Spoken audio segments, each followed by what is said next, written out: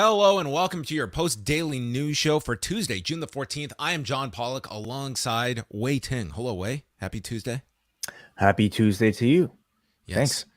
Well, you have gotten a lot of myself and Mr. Ting already this week. We have, in addition to yesterday's news show, we have Rewind to Raw that is up on the site for everybody to check and hear on the channel. Lots of great shows coming up this week. We will be back tonight with a special Rewind Away for Cafe members chatting Money in the Bank 2016 way. The Shield all come to blows, and all of them holding on to the championship from anywhere from several months to several minutes to leaving the show with the title. Also, John Cena versus AJ Styles. Bit of a classic matchup, that one. Yes. And Baron Corbin against Dolph Ziggler. Apollo Crews versus Sheamus. It's a wide-ranging event, Money in the Bank 2016. We will also go through all of the news items from that week. So that is coming up tonight for members at postwrestlingcafe.com. 4 bonus shows this week, along with MCU Later, Rewind to SmackDown, and our Slammiversary post-show on Sunday night. Also dropping this week on Thursday, it will be a very special edition of the British Wrestling Experience. And the man captaining the ship joining us now, Martin Bushby, fresh off the Download Festival. Hello, Martin. Hello, guys. Thanks for having me on. And first time I've got to say this in person, but huge congratulations to Wai Ting. You've got a mini ting on the way, I hear. Thank you so much, Miss Martin, and much appreciated. Well, thanks for having me on, guys. Much appreciated.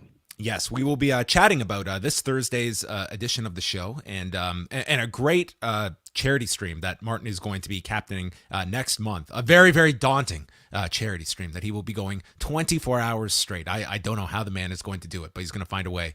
All those details still to come. But we're going to go and catch up on the latest news items. And unfortunately, the biggest story is still Jeff Hardy, because we are getting more and more details as they come out from the Florida Highway Patrol, which released dash cam footage today to members of the media. And I got to go through, this was like a 37-minute video that they put out, and I got to go through the video, highlights of which have been isolated by TMZ that you can state here, where the two troopers actually draw firearms as they approach the vehicle. And you'll see, as we described in the police report, and if you want to listen to Rewind to Raw, I verbatim just read off straight from the police report everything that's going on here. You'll even see at a point where the car rolls forward, and what the issue was that Jeff had his foot on the brake, and when he let go, it was rolling forward before they got him out of the vehicle. Of course, later there was a breath test taken, and Jeff Hardy had a level of 0.294, followed by a second test of 0.291. The legal limit in Florida is 0.08. Also, just to clear up like the timing issue, originally, like, this was thought to be at 12:30 a.m. at night. There is that time is listed as in the police report, where there is a heading around like occur date or time, and I think there was the confusion. But the arrest was at 9:54 a.m. As you can see, this is in broad daylight, and then he was booked at 12:45 p.m. This is him performing the field tests and certainly struggling with that before they make the actual arrest. Also coming out of this was Jeff Hardy acknowledging that prior to driving, he estimated that he had 2 to 3 double shots of Fireball, and also revealed that he had an upcoming doctor's appointment for a brain scan, which opens up many other subjects, many of which are concerning, given the fact that prior to this arrest, he was scheduled to wrestle on Wednesday. 100%. Absolutely. Now, I think it's important to note that this is probably the most alarming footage that we can see with, guns being drawn to somebody. In the police report, just to maybe clarify the situation, the cop approached the window. Jeff's first response was to reach into a bag in his passenger seat, and obviously, like, no weapons were found in the car, so he was just intoxicated, reaching for a bag, and that I believe is what prompted the guns to be drawn. Nonetheless, like frightening images when you look at it, and just thinking about the fragility of the situation. Yeah, just to read it from the police report here, just that excerpt. This is from the trooper Zach Steiner. I made the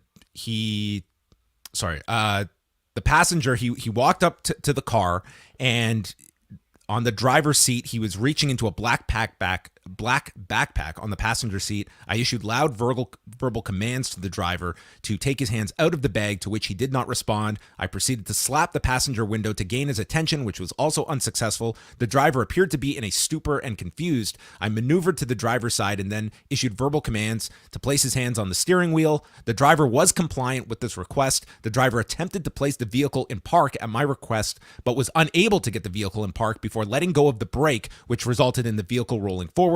The driver quickly applied the brakes and placed the vehicle in park, and then got him out of the vehicle. And as you can see, like at the beginning of the video, like you can see the swerving on the highway. He's obviously in absolutely no condition to be driving. And later being booked on Monday night, he was released after posting bond. And there has not been any statement issued by AEW at this point, despite the mounting coverage of this national news story. Matt Hardy has put out a brief statement on Twitter, writing that it was disheartening to hear the news about my brother yesterday. Recovery isn't a linear process, and I'll continue doing whatever I can to help my brother be healthy. Being healthy and well is the most important thing for Jeff, his wife, his children, and our family at this time. And that is the only public statement at this point from anyone on the Hardy side or AEW. Yeah. I have to imagine that they're working behind the scenes to try to figure out the right thing to say, but the silence, I think with the seconds ticking, like, speaks a whole lot. It doesn't really take a whole lot to be able to say, like, hey, we're looking into the situation. We're pulling Jeff from the show. A bare minimum acknowledgement of it, I think, would be at the absolute least of what you would expect. But Martin, I want to get some of your thoughts about this. Just seeing this information, it's an unfortunate pattern that we have seen throughout the past decades involving Jeff Hardy. And, obviously this is extremely concerning. And I think it's going to be accentuated now that people have a visual component to this beyond just the police report and words. Yeah, it's so tricky, isn't it? Because obviously, you want Jeff Hardy to get better, you want him to get the help he needs, but I was listening to you guys earlier, and did you say, like, this is going back 20 years and I don't know do we know how many stints he's had in rehab and stuff, but obviously, if you're getting behind the wheel of a car and you're, going to be affecting other people's life, he's been lucky. And I know Wai mentioned, he got caught this time. How many other times has it happened where he's been, drunk driving or whatever, and he's not got caught by the police or anything? So obviously you want Jeff to get all the help he needs, but it's got to the point now where this is going to affect other people's lives. And he's been really, really lucky so far that, it's just him that is affected, and he's not ran anyone off the road or sort of like done anything like that, because that would just make the situation a whole lot worse. And I've got friends who've dealt with addiction issues, and it is hard. You are constantly going to be falling off the wagon all the time and constantly needing help. So you just hope Jeff's going to get the support. I mean, wrestling's secondary now, isn't it? You just hope Jeff gets the help and support and comes back through this the other side, because he really shouldn't be, driving. And obviously that's absolutely disgraceful that he is driving while drunk. But obviously there's a lot of issues going on with him, and you just hope that he'd get the help that, he obviously so desperately needs. Because 20 years, it's you just need to step away from the ring at this point, and we're all, marveling at these matches he's having with Darby Allin and the like on AEW. So, and obviously that's affecting his body, so he's using alcohol and drugs and whatever to get through that. But yeah, it's just not worth it.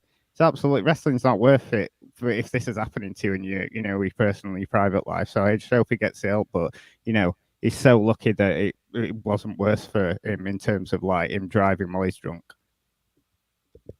And I think as well, Wai, it's like there was already the concern about seeing Jeff Hardy in a ladder match so quickly after Double or Nothing. And I think that's a huge part of this story as well. If in fact this is true, that he is scheduled for a brain scan, which to me, at the bare minimum, that means he should not be wrestling until that is all cleared away and taken care of.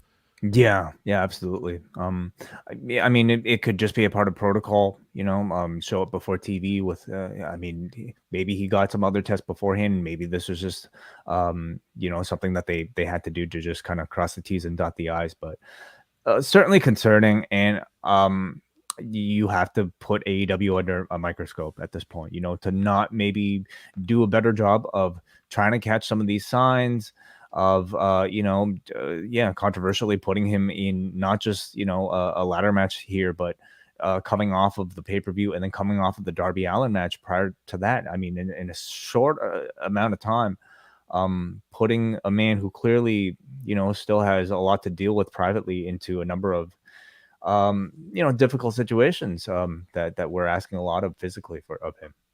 Yeah, and I think it'll be that is really going to obviously action needs to be taken here. And what is Jeff Hardy's openness going to be to address those issues? Like we have seen in the past, like going back to 2003, like that was, he did not want to go to rehab. And at this point, like I don't see how that can't be, at bare minimum, has to be taken care of. It might not be his choice at this point. It might be a choice made for him. Yes. So those are all the latest details. We'll continue to follow this on the site with this ongoing story, and how, if at all, AEW addresses this. Like it does feel very, very similar when there have been national news stories involving WWE talent, where the company is very hesitant to put out any kind of acknowledgement of it, or are very selective in like the outlet that they will provide just a very basic one-line sort of statement. But we have reached out to AEW. If there is any response, we will certainly relay that as well. So let's move on to some of the other news items that are going on today. Tetsuya Endo suffered a concussion over the weekend. We talked about this on Monday at the Cyber Fight Festival, and he did put out a statement and acknowledging the concussion, apologizing for disappointing the fans, and he is going to be vacating the KO-D Openweight Championship, and the ongoing King of DDT tournament will now crown a new champion. So moving forward with that, and with a concussion, like, you can't really put a timetable on top of it. Hopefully this is not anything too severe after this striking exchange with Katsuhiko Nakajima. Yeah, absolutely.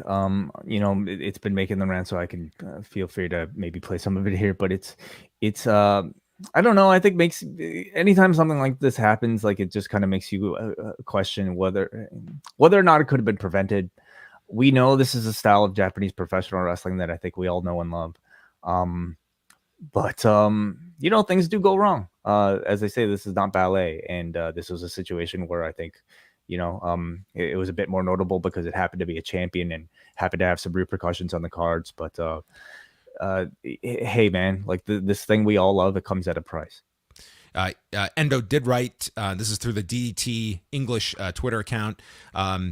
It is what it is, and I will keep moving forward. I will be discussing with the doctors and staff as to when my return date will be. As of right now, it hasn't been decided. Regardless, I feel that it isn't right for me to remain as champion when I'll be absent from the King of DDT tournament. Therefore, I'm relinquishing the Openweight Championship. I'm so sorry. Please give me some time to recover. Ratings notes from Friday night. SmackDown did 1,914,000 viewers, down only a percentage from the prior week. This is going against the NBA Finals that did over 12 million viewers, and SmackDown also generated a 0.44 in the 18 to 49 demo. So being down 1% in viewers and down 6% in the 18 to 49, they actually increased in 18 to 34. This held up much better than I thought SmackDown would. Like, you would have looked at this as a show potentially that you're just taking almost the week off and not really assigning too much blame to it. But it was a show that they built it around a match in the main event that had stipulations between Riddle and Sami Zayn to set up a title match on TV. You had the Money in the Bank qualifiers, a Rousey match on TV, and this held up pretty well. Rampage did 476,000 viewers, equal from the prior week, finishing 6th among cable originals, a .16 in the demo. They were up 14% in 18 to 49. Same amount they were up in 18 to 34. So I would say both shows, Rampage is slowly getting back to pre-playoff levels with their second week in a row back in the normal time slot. But my question for you, Martin, is how much of Rampage and or SmackDown are you keeping up with? Like, where has Rampage kind of settled in among your weekly viewing?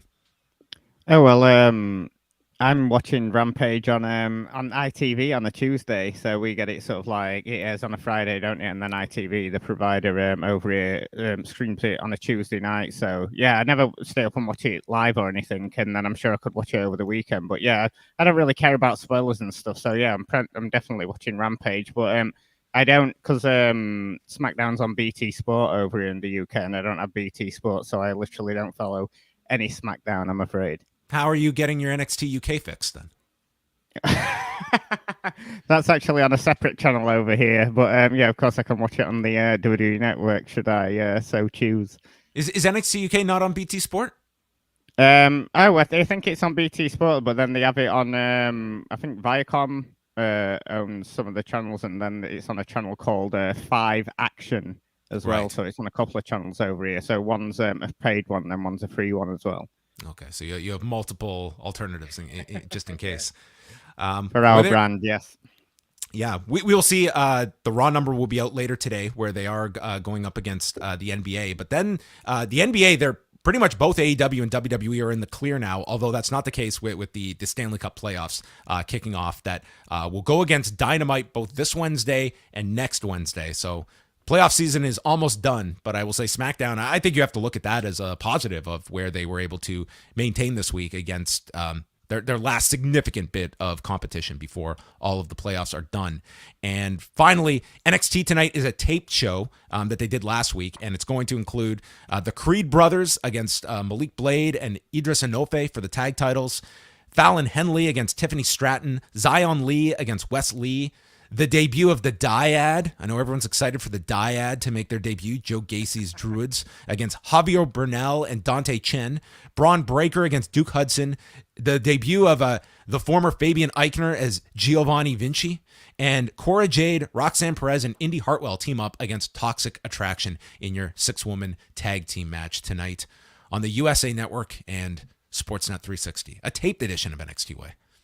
Taped edition, yeah. Is Apollo Crews doing anything on this show? I would imagine. Well, it says he returns to NXT to make history tonight. What is this history he's referring to? I mean, in the literal sense, anything you do is technically making history. But I guess he'll have some involvement on the show. He's not listed in a match that was taped for this episode. Okay, so interesting. Maybe he'll reflect on that Sheamus match from 6 years ago at Money in the Bank. So, Martin, we wanted to also have you on, not just to chat about the news, but also to give everyone an update on the British wrestling experience. You had announced this several months ago that you were going to do the Keiji Muto farewell, and announcing in advance you winding down your duties at the British wrestling experience. So, first of all, just tell me a little bit about this decision, which I know like you have poured a ton of work into all of the shows that you've been part of. I think that's very noticeable to people, how prepared you are and the research that goes into these shows. So tell me a little bit about this decision that you have made. Well, thank you. I really, really appreciate that. Yeah, I got a promotion at work, and then I used to have an extra day off a week at work. So I'd usually get all my, there's a lot of stuff to watch when you only do a show every month, and there's a variety of different Brit Rest promotions to try and get through. And I just noticed now I'm doing more hours and I don't get that extra day a week. I'd noticed that I was having less and less time, so I didn't want to sort of like half-arse it, and I could have probably carried on doing the shows. And obviously, doing the actual show itself with Benno and Andy is the fun part. Is doing all the research, and I'm sure you guys know, and having to watch everything. That's it can be a chore sometimes. So yeah, and I just thought, well, put all this time and effort into it, and I didn't want it to sort of like be half-arsed by myself. So I figured now would be a good time to step away. Yeah, I mean, it's certainly for one thing, I'm happy that in your personal life you're seeing success, of course.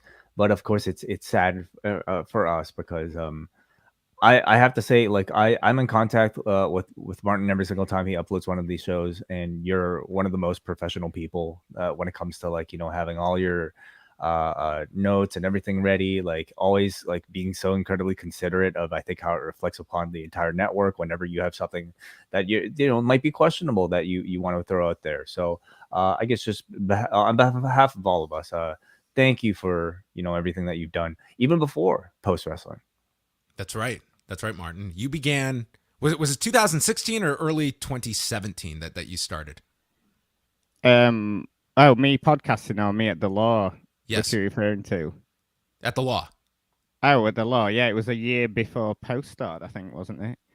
So around like 2016 that I British remember audio wrestling. that you had been messaging me several times, and I had indeed. You were very persistent, but we got the show up and running. And when you look back at it, like what an intriguing time when it comes to just where like the UK and European scene was at that point, and what it has gone through. I mean, some highs, but also some incredible lows during this whole point where I would imagine like you ended up having to navigate some very tricky subject matter in this time, mainly like all of the speaking out stuff.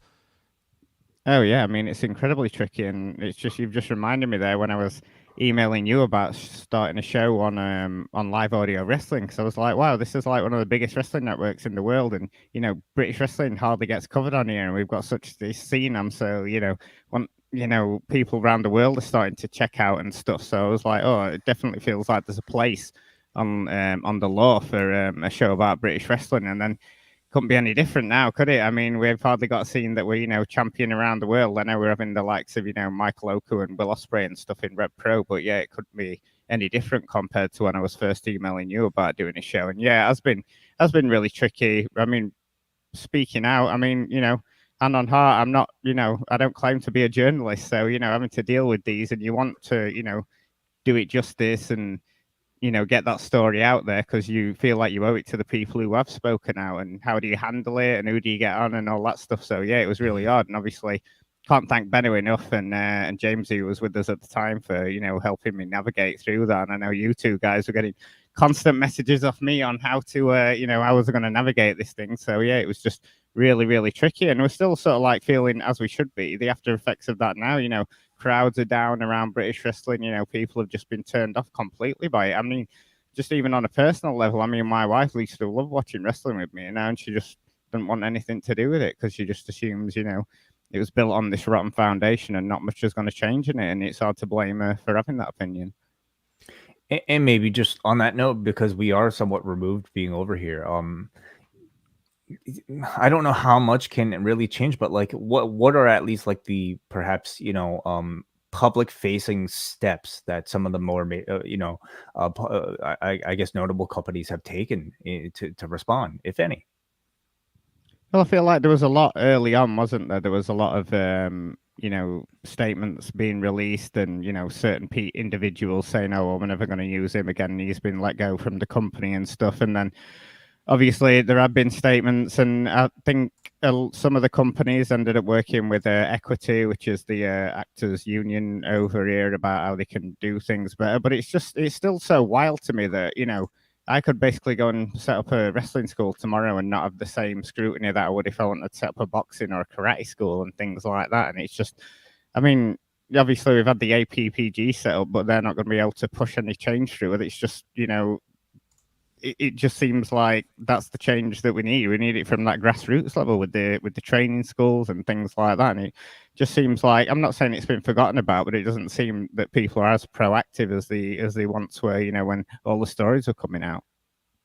Yeah, I certainly feel like there is that element of people that just want to, in a sense, like move on and pretend like it's like this has all been handled, and it seems like it was all put on the forefront, and I don't know if people are satisfied with like the solutions or remedies, or just the fact that they have not been substantive enough. And I think people just wanting to move on from it entirely, and I think that really misses the point of addressing all of this. And it has to be a system where this kind of thing is rooted out, and not just turning a blind eye to allow everything to go back to the way it was, this very closed off industry that lacks any real significant oversight in a meaningful way, and that goes across the industry. Like this is an industry that is largely built on like working like behind the scenes and away from that kind of sunlight that Speaking Out represented in a major way.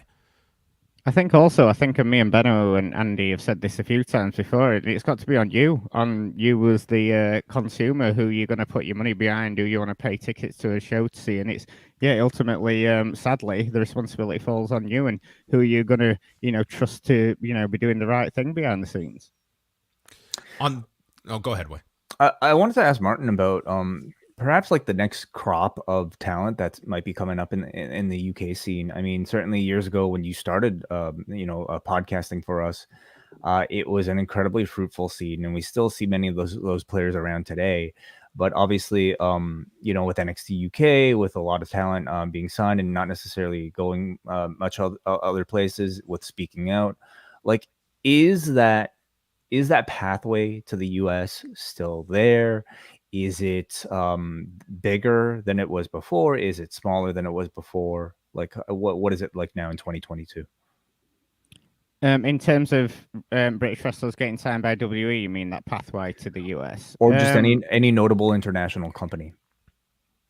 Well, I'm not sure. Obviously, with Red Pro, they've got that connection with New Japan. So obviously, you would assume a lot of wrestlers are wanting to get in there.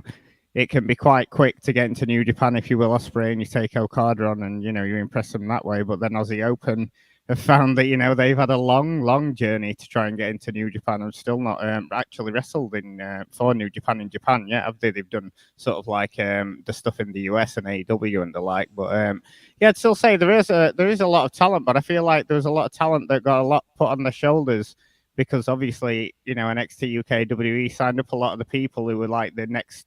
You had your Zack Sabre Juniors, your Will Ospreays and the like, and then you had the guys who were, to take over from them. They all just got wiped away. So a lot of responsibility got put on, the likes of Michael Okus and Luke Jacobs to sort of like step up before they were ready. And I think they've done a fantastic job, but I think a lot got put on their shoulders, early on. Than, they should have had a lot more time to sort of like season themselves. And we are seeing now with the likes of Oku, he is coming good, and he is having sort of like these amazing main events and the like. But as far as a sort of like pathway to foreign, to US companies, I think, now everything's opening up more, post sort of like COVID, then I think we are going to see maybe a few more people, maybe for WrestleMania next year and events like that. When you first saw like the very beginning blocks of what would become NXT UK and doing those shows in early 2017, what was your expectation at that time of what NXT UK would grow into, and of the current product? Does it closely resemble what you assumed, or does it differ in a big way? Oh, it's hard because I think a lot of us were kind of like, we were a bit trepidatious about it, but we're still like, oh, it's great to see, these guys earning a living and stuff. We didn't realize they were going to sign absolutely everybody, completely gut the scene. But yeah, I don't know what I thought it was going to be. We didn't know if it was going to be specials, because obviously they did a couple of UK tournaments, didn't they? And they always seemed to be in line with what ITV were doing with World of Sport. Funnily enough, even though William Regal was like, oh, we've had this plan for months, and it's like funny that ITV had turned up with a new tape in a World of Sport, and suddenly WWE would be doing something in the UK. But yeah, I didn't know what it was going to be. You didn't know if it was going to be. They obviously wanted it to be like NXT Black and Gold, didn't they? But I don't think even Dave Meltzer said at the time they didn't have the horses to pull it, and I think that's proved because I certainly see a lot of Americans saying they're enjoying the product, but as far as for me, I think star power, they are really lacking that, and God knows what's going to happen with it now, because it seems like anyone who's they view as a star is getting moved over to NXT 2.0, aren't they? So. It's just so funny with NXT UK because God knows what's happening with it, and God knows how long it's going to carry on. As somebody who's about to maybe exit maybe a regular podcasting schedule, and I hope to still hear you around on occasion, across the various networks that you built. How much wrestling are you going to watch after all of this? I think I'll go and watch live stuff because that's all certainly best stuff, and I certainly watch the AEW program on a weekly basis. So yeah, as far as I go, it'll be watching live stuff. I probably won't be watching as much Progress on Demand and NXT UK as I am for the podcast. But yeah, I'll certainly be still going to, like, you know, shows that come to Sheffield and any big ones that are happening in London and like, and then yeah, probably just keeping up with AEW. Yeah, can't even remember the last time I watched a full episode of Raw, or even I used to, you know, just do the highlights on YouTube and stuff. So yeah, I don't know. It will be interesting now that I'll be out of the sort of podcasting bubble. You know, how much I do keep up with on demand. I know my wallet's going to be a lot better off for it, not having to subscribe to all these subscription services. Do you sense a buzz, like, among the people that you hang out with and speak with about the show in Cardiff coming up in a couple of months? And are you surprised at all that it wasn't that immediate sellout? There seemed to be a lot of pushback when people kind of had the sticker shock and seeing like what it would cost to not just buy tickets, but if you're traveling there, that's a pretty significant buy-in for a fan to be traveling to watch that show. Yeah, I think we have got a big hardcore fan base, and it's proven, you know, time and time again that they will come out for something. But I feel, you know, the timing of it's a bit awkward, and the ticket pricing, and it's not cheap to get the trains in the UK are just astronomically priced compared to probably what you guys are paying over there. Like travel, and then hotels are obviously, all the hotels in Cardiff town centre have, you know, chucked their prices up and everything. So also, I think a lot of people, you know, weren't going on foreign holidays, and I feel like a lot of people are going to be doing that this year, going to Spain, France, and like, and you can either pay for one or the other. I mean, we're all in the world having this cost of living crisis, so yeah, I wasn't surprised that it didn't sell out. I mean, I wouldn't have been surprised as well if it had sold out, but with the pricing and the travel and the accommodation, everything, if you're a mum or dad and you want to take your two kids to that, you're looking, you know, easy £1,000, you know, to take them all down to it. Even that's even looking at like cheaper tickets and stuff. And then, you know, perhaps you might want to spend the weekend in Cardiff. So, you know, a lot of parents who are taking kids, or even a lot of people who haven't got kids, will be thinking, well, I've got this holiday planned in July. Can I really afford to be going to WWE shows in September? Mm-hmm. So, you know, you are wrapping up your, I suppose, podcasting association, I suppose, with Post Wrestling, but you are going to go out with a bang. So can you maybe tell the audience a bit about what you've been working on for your last couple episodes? Yeah, so this Thursday, it's going to be me, Benno, and Andy doing the sort of like last quote-unquote proper BWE. We're going to be doing, you guys have so graciously allowed us to sort of like say, oh, we'll be doing one last one and then a couple of specials, maybe like a Cardiff review show, and then, you know, wrap it all up at the end of the year at Christmas. But then, yeah, outside of that, in July, we're going to be doing a big 24-hour marathon stream, me and Benno. Last year we did it for 12 hours, raising money for the Children's Heart Surgery Fund in Leeds. Do so much brilliant work, really helped my brother and his family when my nephew needed open heart surgery at the age of 4. I'm sure a lot of parents can understand how stressful that is. So yeah, we figured, you know, we raised just over £1,400 last time. We figured, you know, double the time, double the money. So yeah, I mean, it's not just going to be me and Benno for the 24 hours. You know, we've got tons and tons. I released a post the week, I know where you're going to be involved in it, and, you know, the likes of Karen Peterson and a load of the you know, Post Wrestling family, so it seems. So yeah, we're going to have tons of guests, tons of fun, and I challenge everyone to stay up and do the full 24 hours with me and Benno. Why not? You know, it's on a Saturday into a Sunday, you know, no excuse, especially if you're on sort of like the west coast of America. Just get up earlier and then go to bed a bit later. So yeah, it's going to be, I say it's going to be a lot of fun. I don't know how much fun I'll be having at 5 a.m. in the morning, but yeah, I'm really looking forward to doing it. And just thanks to everyone who's been so supportive so far. And yeah, we'll have all the links up for where you can listen and where you can donate and stuff. But yeah, I just can't thank everybody enough for for just supporting it so much last year and this year as well. And I don't know how much we've got time for, but, you know, I'm sure we can thank each other in private. But just thank you so much for you guys. Give me this platform, this amazing platform that you created, and, you know, sticking by the sort of British wrestling experience when, you know, British wrestling was in the toilet and everything. So yeah, just can't thank you guys enough. And obviously, Andy, Benno, and then Jamesy and Ollie before them, and anyone who's ever been on with us. And Emma from Journey Through the Grill Island, who came on during the speaking out thing when me, Benno, and you know, James, who just didn't know what to do, and she came on and she was absolutely brilliant. So yeah, shout out to them guys and you two. there'll be plenty of time for goodbyes and thank yous, I'm sure, Martin. But I had no idea that this was going to be a 24-hour stream. Like I thought it would just be 12 again. You're going to do 24 hours? Indeed. Like, is that physically possible? Like one of you're going to have to do shifts, right? Like there's no way you could stay up for 24 hours. Well, I think we're gonna kind of manage it. Probably be completely dead at the end, but I think like we've got a lot of good guests who are really good at talking, got a lot of energy. I think we sort of like arranged it so we're gonna get JP on for the last hour, bring that energy back up.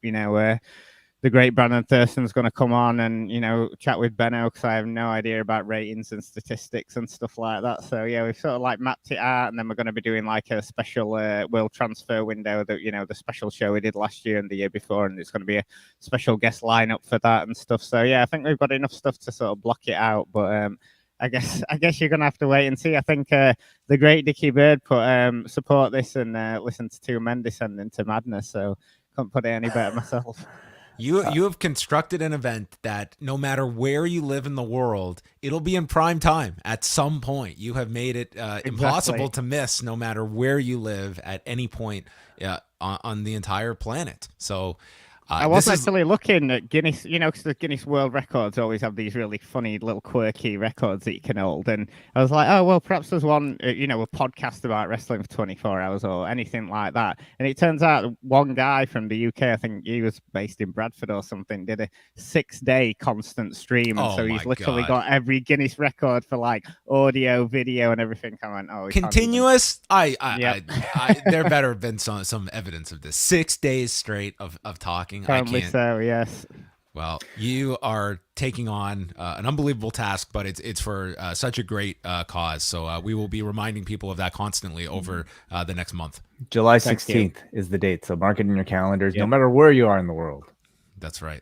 Yeah. Well, Martin, thanks for jumping on with us. And we will have plenty of times to say our goodbyes, but you have been such a valuable asset here at the site and predating post wrestling as well. A total pro to work with, and I've been a huge fan of all of you guys doing the show. I think it's required listening for all of the knowledge that you guys provide and your analysis. It's been a tremendous job and a tremendous benefit to all of us to have the ability to host the show. No, thank you so much, and especially coming from you two, that means so much. Yeah, and it's just been a hell of a ride. It's not quite over yet. Come and support the charity stream, and then there's little like specials as we do, like the Great Muta retirement or the Motley Crue retirement. That's not a retirement. That's not quite retirement, but thank you so much. Oh, you're gonna get me welling up here in a minute, so it's probably a good job I'm signing off for this one. Wait till hour 23. I think who knows what state you'll be in. That's gonna there'll be no video there, audio only. Yeah, I don't want everyone to see us descend visually and audio. I think before we say goodbye to Martin as well as the audience, we have a few super chats and some of them are for Mr. Bushby here. So if this wasn't enough to drive you to tears, maybe this message from Dickie Bird, who sends $15 Australian. He says, I can't watch live because of time zones, but I just wanted to give my best wishes to Bushby. Martin's work on BWE is a favorite of mine, and I'll be forever grateful I had the chance to work with him. So, an absolute legend. And what a godsend he was to our community. I was trying to do the graphics for this. Obviously, Dickie's taken a step away, hasn't he? And I was trying to do the graphics, and I was like, God, he was an absolute godsend, weren't he? Brilliant guy, and just, the work, the intro video for this, and then all the stuff he's done for me, and just brilliant guy, and I'm so thankful to call him a friend now, as well as the collaborations we've had as well. He is fantastic, and just so like anything that's directed to Martin, we're gonna keep completely to ourselves. So I'm joking. We'll be making a nice contribution to the charity, I'm sure. Neil Flanagan sends £10 and says Martin is among the absolute best. He'll be much missed as a host, but I hope we continue to hear him as a regular guest on shows in the future. I'm looking forward to the crazy charity stream. Yes. Man, your man, everyone's man, Neil. It was so gutting that he couldn't make it over to our lead show, but yeah, Neil's a top guy. And then, of course, we have some super chats here, regarding the Jeff Hardy situation. Trav says, I'm 5 years sober, and this one hurts. Shame on Jeff Hardy. So disappointing. A couple here. One from Chris Waltz, who says, "Do you know if AEW has a wellness policy like WWE, and how is it enforced? If so, do they think they do any good to actually prevent this sort of thing?" And this one comes from Sajizzle, who sends $10. Says, "I've been begging for months on Twitter for wrestling journalists to ask about TK about AEW's health and wellness protocols. All of you and the fans are culpable here, especially as you rate matches with insane bumps highly." So a lot to maybe unpack. But the main question there is, I mean, AEW, like, they've never disclosed a wellness policy. It's a totally valid question. I think you also have to be as well, like, the amount of access that we have. I can only speak for myself. Like, it's I can't just magically snap my fingers and I get Tony Khan in front of me. So yes. like there is that aspect to it, but there's definitely questions about, you know, how AEW handles a situation like this and preventive measures. There are some that you are not going to be able to prevent issues like this from happening, but also, you know, the health and well-being of your athletes is a concern among audiences. Absolutely, yeah. And as is often the case, like, it requires an inciting incident to, you know, trigger change and to trigger questions being asked. And for WWE, it was something like the death of Eddie Guerrero. And that's no excuse for AEW, especially when we have, you know, so many years of you know, wrestling history to maybe, you know, base on. But we also you know, don't exactly know what they currently have implemented, at least in detail. And maybe this is an instance that will, you know, spur a lot of those questions so that we do find out more. I do, of course, you know, take umbrage on whether or not, like, rating matches with insane bumps highly correlates to it. I think that's a real cop-out to assign blame to fans, and even to reporters. If you want to be specific to that, I think that's really shifting blame.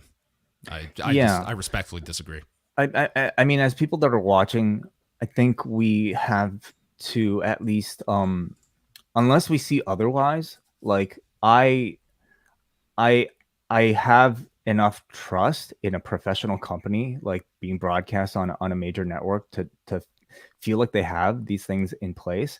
And until I see differently, like, I wouldn't necessarily assume that, like, somebody like Jeff Hardy was not passing medical clearance before being, you know, allowed to go out there and perform.